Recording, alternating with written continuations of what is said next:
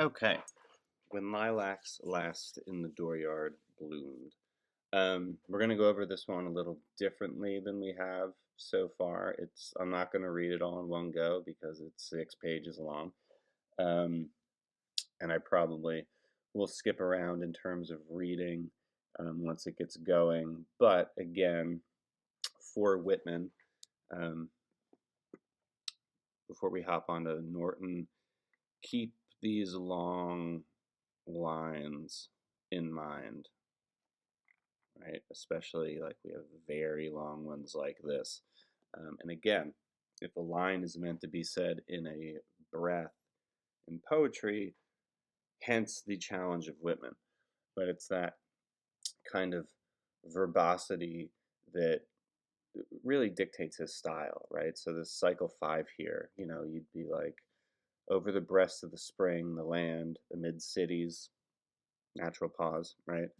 Amid lanes and through old woods where lately the violets peep from the ground, spotting the gray debris, right? We just get this kind of long, rolling list. Um, and Whitman loves to list things, as we will see. And like we talked about in Vigil Strange, he also likes to kind of snowball his descriptions so they just, get more and more detailed and we're given more and more clues about what's going on. So do keep that in mind as we hop in to the actual Norton anthology version. Um, so the poem itself, which is very evident as we will see, values showing over telling, right? We're meant to feel the speaker's loss and the speaker's pain, not necessarily observe the funeral procession, right? We really don't see much of the procession at all until the casket arrives at the speaker's location and he carries all of his lilacs there. So, Whitman valued the multiplicity and beauty of the world's objects and landscapes and inhabitants, even in the moments of mourning. And we'll see, he's describing the beauty of the denizens of America and the beauty of its landscapes, um, which, they're diametric descriptions, but at the same time, it's a way of Whitman reminding us that even though we're suffering through this great loss, that we're still alive, right? And there's still things to be happy about and things to relish. Um, so, when lilacs last in the dooryard bloomed is kind of composed of three separate yet simultaneous poems. Um, The first follows the progress of Lincoln's coffin on its way to the president's burial. The second stays with the poet and his sprig of lilac, meant to be laid on the coffin tribute. And the third uses the symbols of the bird and the star to kind of develop this idea of a nature sympathetic yet separate from humanity, which is a very romantic concept. Remember, the reverence for nature in a way that we can either attain the sublime or reach some kind of spiritual state or connection with it.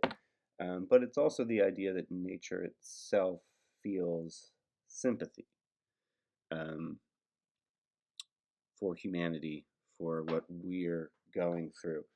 And that's an important point to consider not only in Whitman about the sympathetic aspect of the natural world, but Dickinson as well, because we'll see next week when we get to naturalism with Jack London that that's completely kind of pushed out of the literary narrative.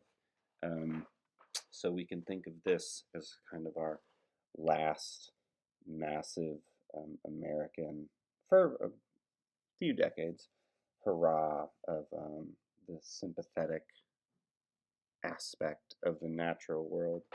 The progression itself of the coffin is followed by a sad irony, though. We'll see mourners dressed in black and holding offerings turn out in the street to see Lincoln's corpse pass by. But the Civil War is still going on, and many of these people have surely lost loved ones of their own. So their losses are subsumed in a greater national tragedy, right? Which is what I was saying in the initial Whitman video, is this is not, it is a poem about mourning the loss of the president, but it's also a poem about our collective mourning, right? When we're at war with each other. And in fact, Whitman wrote this poem as a part of that mourning process. But it is set up to be a far greater loss than that of their own family members, right? Remember in that last Whitman video, I was saying that literary critic Helen Vendler equates Whitman's use of the earth, the sky, and kind of the lower swamp to the upper world, the middle world, and the underworld in classical mythology, kind of giving this poem even more of a cosmic importance, right? Now, we do need to consider this concept of humanism, right?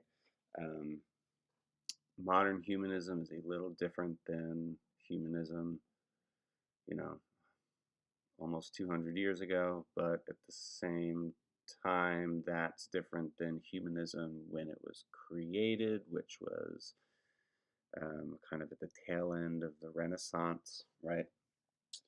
But humanism, in a nutshell, is an outlook or system of thought attaching prime importance to human rather than divine or supernatural or spiritual matters, right? So humanist beliefs stress the potential value and goodness within human beings, right? With an emphasis on common human needs. I don't know why that's cut off like that. And seek solely rational ways of solving human problems.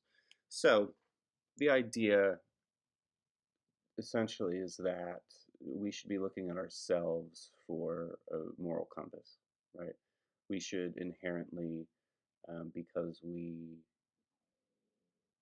are all human beings and care about each other, it's not a rejection of religion. It kind of is now, like now, but at the time, and that's not totally true even for you know 2025, but it is a little bit more so. A lot of humanists are agnostics, but it's not a rejection of religion. It's just a rejection of the idea that the only way you can have a moral compass is to read a religious text. It also, and this goes all the way back to the Renaissance, um, values the life that we have now, right? So, not really the idea that we're supposed to be spending this life preparing for the afterlife, but we're supposed to be being a good person in this life because that's the point of being a person. Um, and there are a lot of humanist sentiments that come out in this poem. Um, Also, considering everything going on recently, it's probably a good concept to keep close to your chest. But the poem, right? So it consists of 4 cycles, and a cycle is a group of prose or poetic narratives. Now, the way that we're going to do this is we will pretty much just go section to section. Some of them are longer.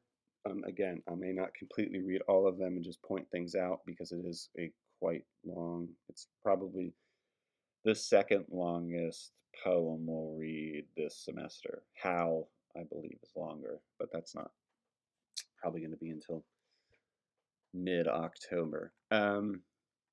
So, our first cycle, comprising of sections 1 through 4, presents the setting, right, in a clear perspective. First thing you do, in a narrative or even a poem is establish some form of setting. As spring returned, the lilac blossoms and the planet Venus nearly drooped in the western sky. The poet mourns the loss of him I love. He mourns the powerful western fallen star, now covered by black murk in the tearful night, etc., etc. So, the importance of the first section is that the poem introduces the three principal symbols of the poem, right? The lilac, the star, and the bird. So, our piece begins. When lilacs last in the dooryard bloomed, and the great star early drooped in the western sky in the night, I mourned and yet shall mourn with ever returning spring. Ever returning spring, Trinity sure to me you bring. I, lilac, perennial, and drooping star in the west, and thought of him I love. So, right away, we have our first two symbols mentioned, right? We have the great star, right, which literally Venus, though it becomes associated with Lincoln. Remember, the star is Lincoln or Lincoln's death or passing, right? We have the concept of ever returning spring, right? Possibly the most universal metaphor out there, right? There isn't a culture or even a time period in a culture where spring hasn't represented renewal, right? Regardless of location and spirituality or religion. Um, and obviously that makes sense, right? It's when everything within the natural world returns back to us, right? And that is meant to convey, rebirth, renewal, etc., right? The cyclical nature of life. Ever returning spring, Trinity sure to me you bring, right? Our non-religious Trinity. I, lilac, blooming perennial and drooping star in the west, and the thought of him I love. Now we have our second cycle, right? A all anaphora, right? Remember, in this point, anaphora is meant for emphasis, right? And this is also very classical, this idea of starting a line or a proclamation, really, with O, right? O, powerful western fallen star, O, shades of night, O, moody, tearful night. Again, there we have Whitman mentioning night and then snowballing his description and elaborating upon it more.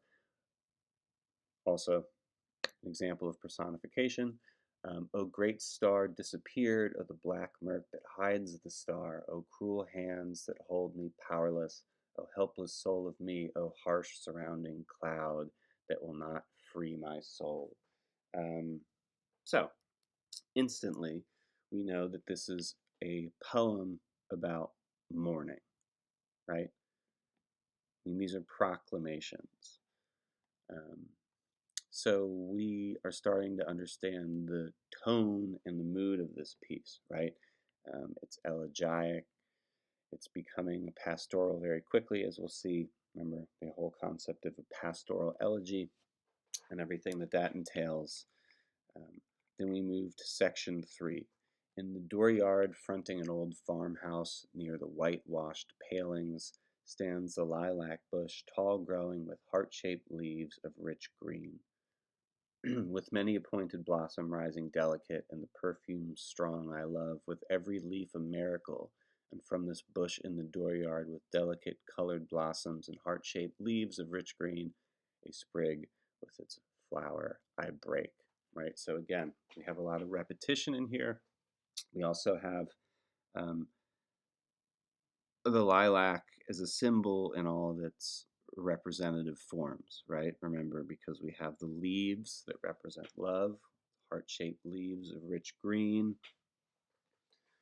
We have the memory of Lincoln and grief, right? And remember the idea of unity, because at least in the continental United States, lilacs are one of very few flowers found in each, right? So it's this idea of state unification.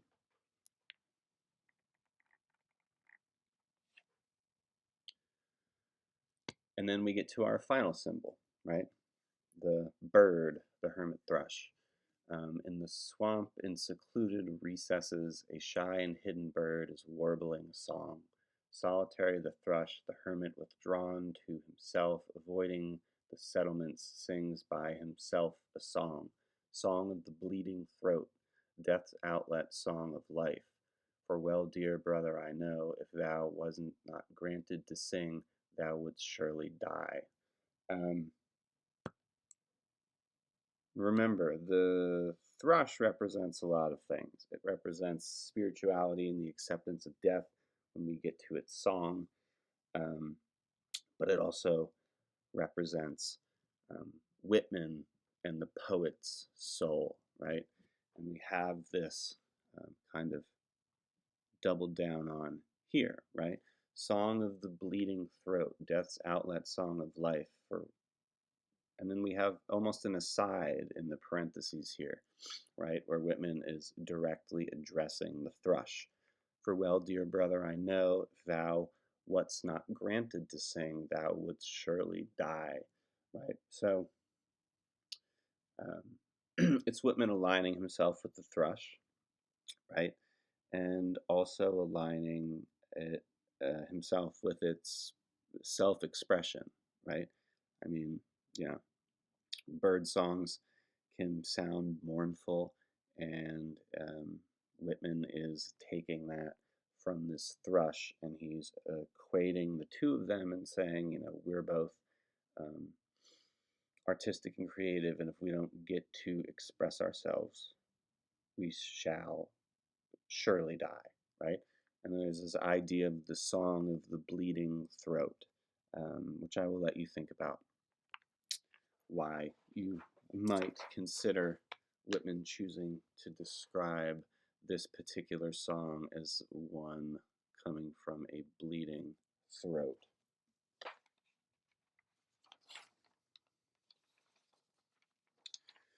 So, our second cycle, once we're introduced to our Trinity, um, describes the journey of the coffin itself,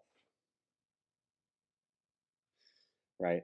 We'll see a lot of comparisons of mourners in different areas of the country, and we will eventually see the poet addressing the star, right?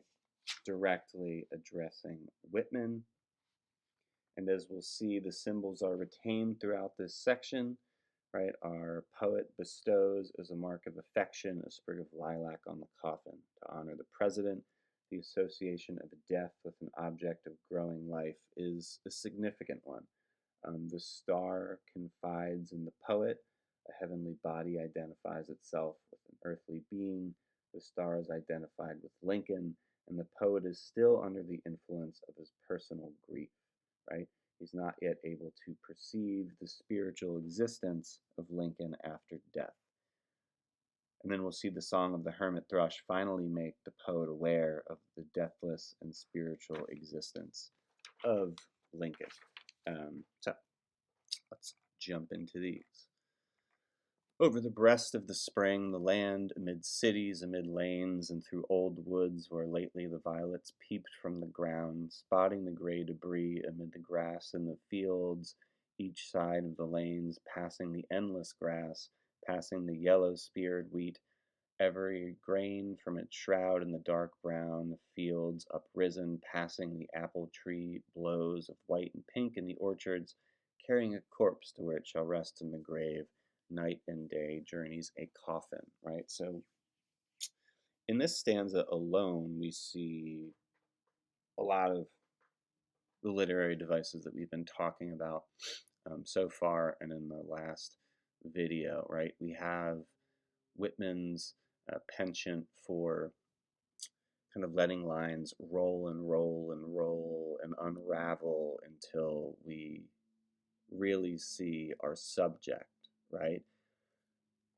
Because this is just a description of everything that the coffin is passing, right? Um, and it's traveled for so long, we see, how much the landscape changes, how different parts of the country are. Um, right? Even though we're supposed to be unified, there are even geographical differences, right? Because it's so massive. Um,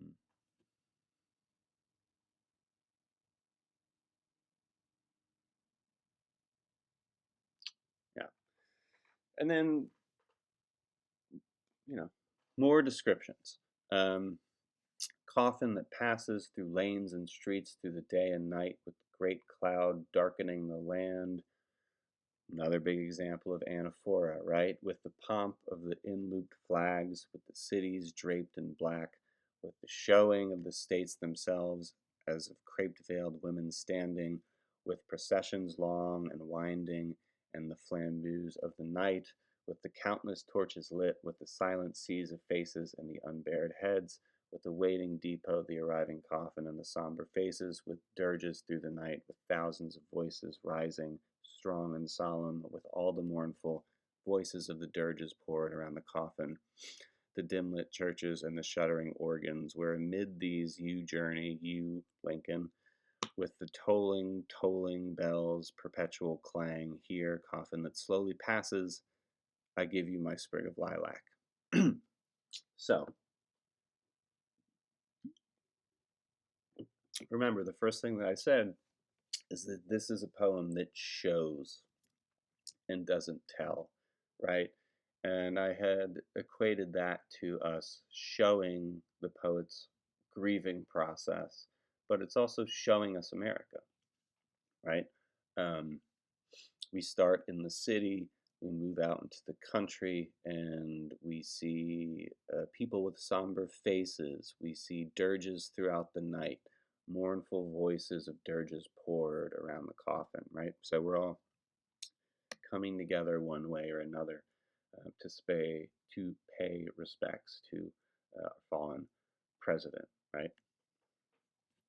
Um, Whitman does something interesting here with the tolling, tolling bells, perpetual clang. Um, that repetition of tolling is a great example of onomatopoeia, right? Onomatopoeia being when a word or a collection of words is meant to sound like what it is, right? Um, I don't know. Standard example is like pow, like in a comic book, right? Or bang, or well, clang, right? But um, if you stretch out the tolling, tolling there, right, with the tolling, tolling bells, perpetual clang, normally you don't think of tolling as a word, as a version of automatopoeia, but with this repetition, it makes it one, um, which is an interesting thing to consider, right? Just how, you know, you can use language and turn it into something more than just a collection of words forming a sentence, um, which, I guess is really the point of being a poet. Now, section 7 is all in parentheses, which is something to keep in mind. Nor for you, for one alone, blossoms and branches green to coffins all I bring, for fresh as the morning, thus would I chant a song for you, O sane and sacred death, All over bouquets of roses, O death, I cover you over with roses and early lilies, but mostly and now the lilac that blooms the first. Copious I break the sprigs from the bushes, with loaded arms I come pouring for you in the coffins, all of you, O death. Now, um,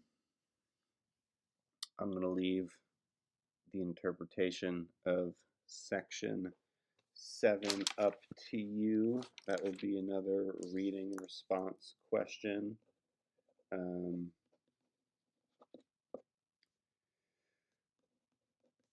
Why is it in parentheses? It's an aside, right? Remember, a direct address to a specific person or being, right? We had our parentheses up in section 3, right? That addresses the thrush. Who is Whitman addressing here? There are multiple correct responses. So keep that in mind. But then, part 8, a western orb sailing the heaven. Now I know you must have meant as a month since as I walked in silence, transparent, shadowy night, as I saw you, had something to tell as you bent me to my night, to me night after night. Remember, now he's addressing the planet, right? The star. As you droop from the sky low down, as if to my side, while the other stars all looked on, as we wandered together, as the night advanced, and I saw on the rim of the west how full of woe you were, as I stood up on the rising ground, as I watched where you passed, and was lost in the netherward black of the night, as my soul in its troubled dissatisfied sank, as where you sad orb concluded, dropped in the night, and was gone. So,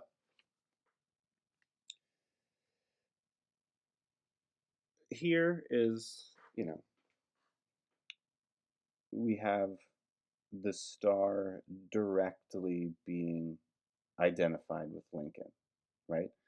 And what we see here is the influence, the hold that the star still has on our speaker, right? Remember, one of the aspects of this poem is that it is about the grieving process, right? And part of the grieving process is not being able to let go of someone or something that we've lost. And that is exactly what section 8 is here, right? Emotionally and physically, right? Our speaker's eye is continuously drawn to this star as it passes across the night sky and slowly disappears night after night, right? Until eventually it isn't there. So it is also a pretty cool metaphor in terms of not only just equating the star to Lincoln, but also like how you can only catch particular stars or constellations at night, certain times during the year, during certain locations, right? So there's a lot going on here, but it really has to do with our speaker not being able to let go, right?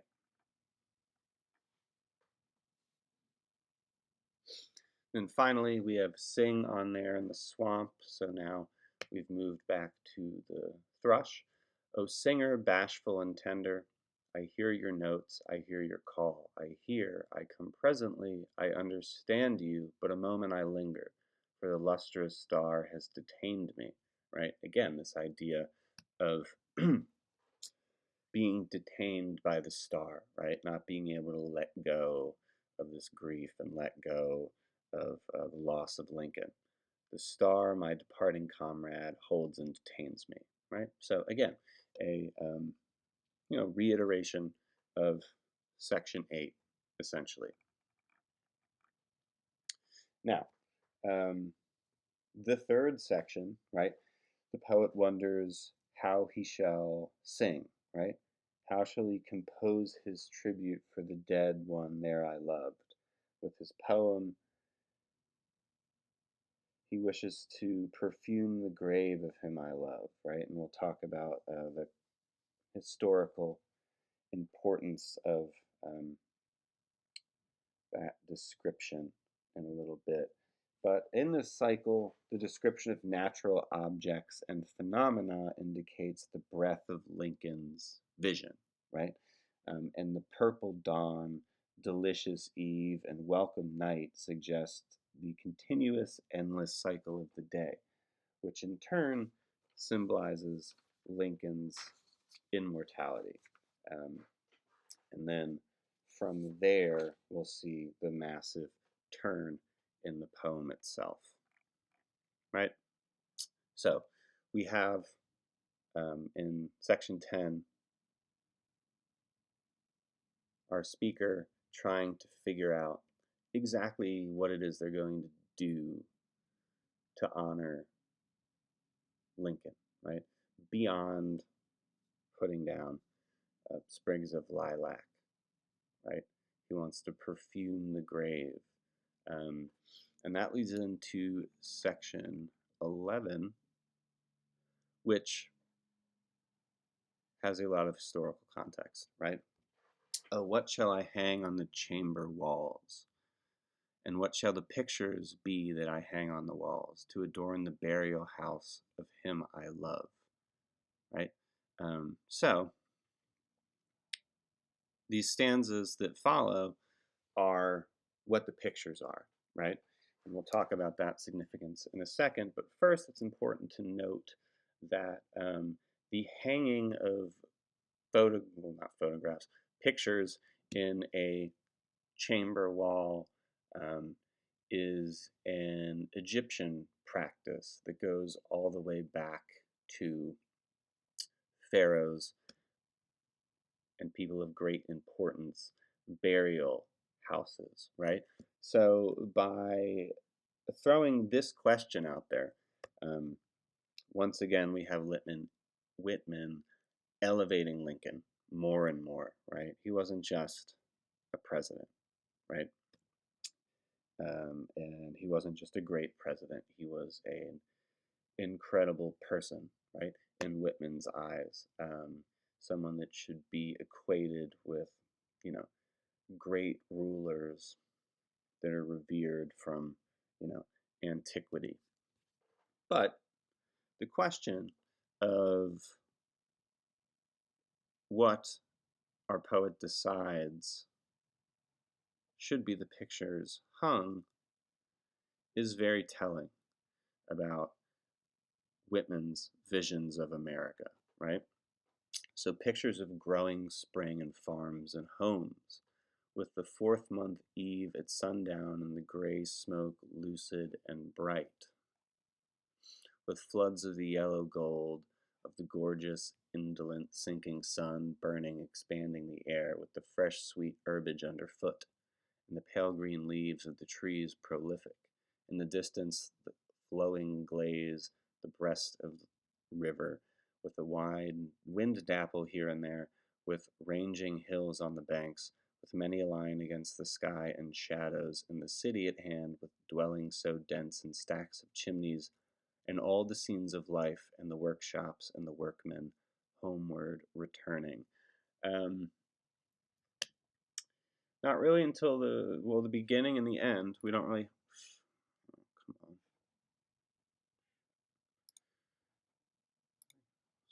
Sorry.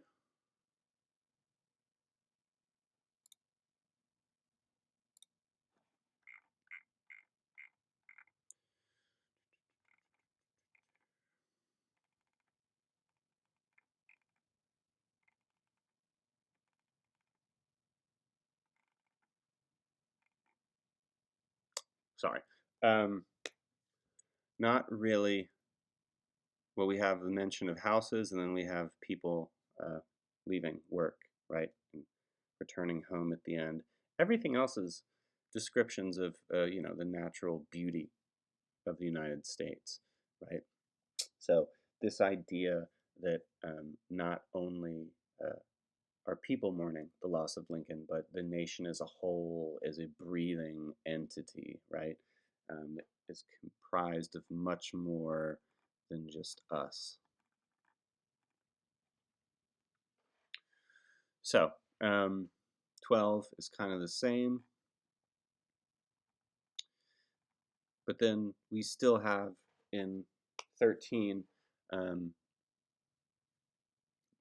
our speaker listening to the thrush, right? sing on, you gray brown birds, sing from the swamps, the recesses, pour your chant from the bushes, limitless out of the dusk, out of the cedars and pines. Sing on, dearest brother, remember that connection. Warble your reedy song, loud human song with voice of utmost woe. O liquid and free and tender, O wild and loose to my soul, O wondrous singer, you only I hear, yet the star holds me, but will soon depart. Yet the lilac with mastering odor holds me, right? So again, he's tying all of these symbols back together. Um, but again, the grieving process, right? The song of the thrush is becoming clearer and clearer, right? And there's an admittance at the end. He's still held by the star, right? By his grief. But that's starting to fade, and he knows that it will soon go away. And also, the lilac still holds him, right? So it's not just grief, it's also all of these ideas just kind of being wound together.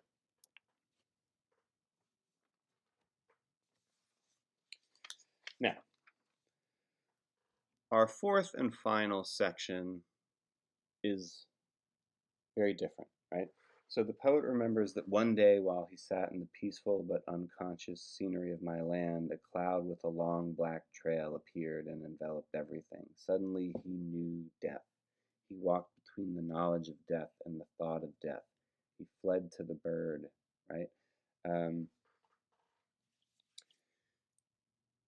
but we'll also see the thrush's song, right? And when we see it, we have to remind ourselves that the thrush is the spiritual ally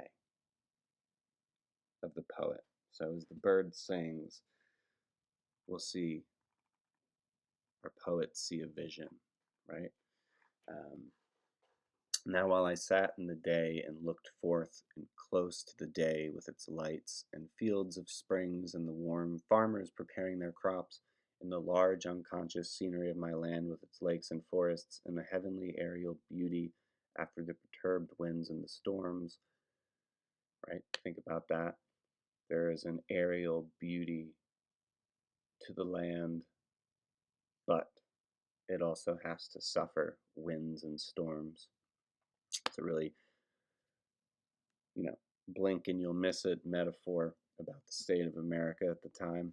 Under the arching heavens of the afternoon's swift passing and the voices of children and women, the many moving sea tides, and I saw the ships, how they sailed, and the summer approaching with richness, and the fields all busy with labor, again, describing America.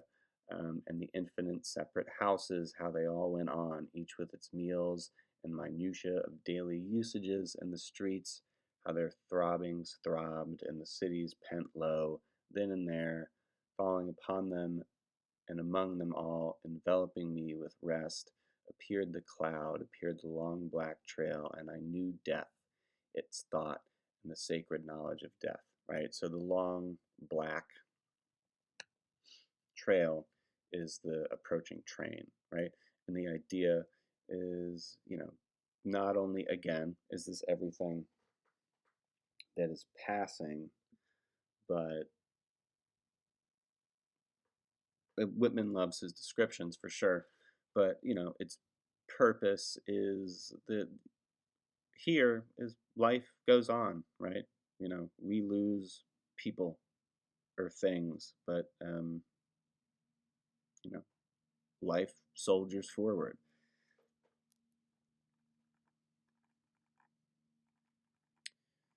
Now we're getting to the song of the thrush. Then with the knowledge of death as walking one side of me, right? Now we have Whitman walking with death, living with it, essentially, right?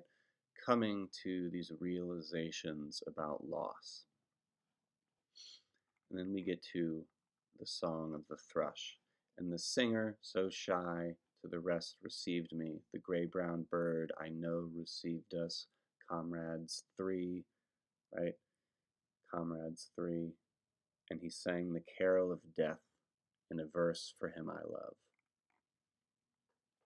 From the deep secluded recesses, from the fragrant cedars and the ghostly pines so still, came the carol of the bird, and the charm of the carol wrapped me, as I held it by their hands, my comrades in the night, and the voice of my spirit tallied the song of the bird. So everything that is in italics is the thrush's song. So, come lovely and soothing death, undulate round the world, serenely arriving in the day and the night, to all, to each, sooner or later, delicate death. Praised be the fathomless universe, for life and joy, and for objects and knowledge curious.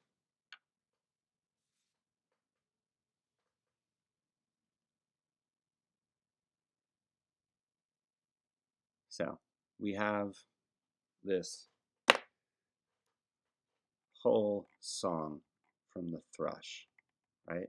Now, in terms of, this looks going to be one of your last reading response questions. I'm not going to explain it to you. I want you to think critically about it. What do you think the thrush really is saying, right? What's the purpose of this song? Now, it's very much so about death, right? But what is the thrush saying to Whitman about death? And the rest of the poem informs that. But we have our last two sections. To the tally of my soul, loud and strong, kept up the gray-brown bird, with pure, deliberate notes, spreading, filling the night. Loud in the pines and cedars dim, clear in the freshness moist, the swamp perfume, and I with my comrades there in the night, while my sight that was bound and my eyes unclosed, as to long panoramas of visions. So, then we have our speaker have a vision, right? And what is that a vision of? And I saw askant the armies, I saw as in noiseless dreams hundreds of battle flags, borne through the smoke of the battles and pierced with missiles I saw them, and carried hither and yon through the smoke and torn and bloody, and at last but a few shreds left on the staffs, and all in silence. And the staffs all splintered and broken. I saw battle corpses, myriads of them, and the white skeletons of young men. I saw them. I saw the debris and the debris of all the slain soldiers of the war. So it's a horrific vision. It's a vision of war, right? It's the opposite of what our speaker wants, right? Because remember, this is a elegy for Lincoln, but it's also hopefully not an elegy for the United States, right? Hopefully it's meant to unify us. And this vision that the thrush's song heralds to our speaker is initially something pretty brutal and violent, right? But then we have the ending. But I saw they were not as was thought. They themselves were fully at rest. They suffered not. The living remained and suffered. The mother suffered, and the wife and the child and the musing comrade suffered, and the armies that remained suffered. So, this, in a lot of ways, is the answer to the point of the thrush's song, right? Um, And it's one of the most important points that Whitman makes in this poem. Who is suffering and why?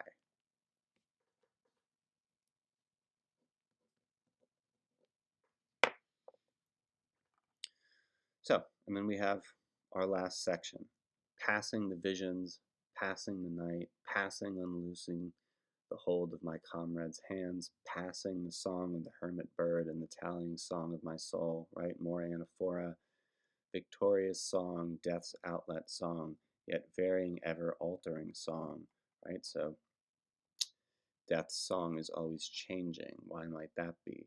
As low and wailing, yet clear the notes, rising and falling, flooding the night, sadly sinking, example of alliteration, and fainting, as warning, and yet again bursting with joy, covering the earth and filled the spread of the heaven, as that powerful psalm in the night I heard from recesses, the thrush's song, right? Passing, I leave thee, lilac, with heart-shaped leaves, I leave thee there in the dooryard, blooming, returning with spring. I cease from my song for thee, from my gaze on thee in the west, fronting the west, communing with thee, right? Addressing the star. O comrade lustrous with silver face in the night. Yet each to keep and all retrievements out of the night, the song, the wondrous chant of the gray-brown bird, and the tallying chant the echoes aroused in my soul, with the lustrous and drooping star, right? So, star is finally setting, with the countenance full of woe, with the holders holding my hand, nearing the call of the bird, comrades mine and I in the midst, and their memory ever to keep. For the dead I loved so well, for the sweetest, wisest soul of all my days and lands, and this for his dear sake. Lilac and star and bird twined with the chant of my soul, there in the fragrant pines, and the cedars dusk and dim. Right? So, we end with all of our symbols twined together, right? If this is a poem about grief and the reconciliation of grief and the mourning process, what is Whitman saying? That even though we can overcome the initial mourning process, that in one way or another it's still there. And maybe that's not something to, stave off or something to not look forward to in a way, right? I mean, life is full of losses. So maybe he's trying to find the beauty in that, right? And the idea that, well knowing that this particular loss could lead to one much greater, right? And maybe it's not the loss of Lincoln that he and the readers should be afraid of, but the loss of unity, right? So there's a lot going on in this piece. But, I mean, it's quintessential Whitman, right? We're getting these massive vistas and rolling descriptions of America and its people and the horrors of war. And there's quite a bit going on. But great example of really how Whitman functions as a poet. And hopefully you can see down the line his kind of lasting influence on American literature. But I will get this up. I will get your discussion questions up. And yep, I will have everything up for next week, Sunday or Monday. Sorry for the weird delays this week. Enjoy your weekends. Email me if you have any questions. Hope everyone is doing well.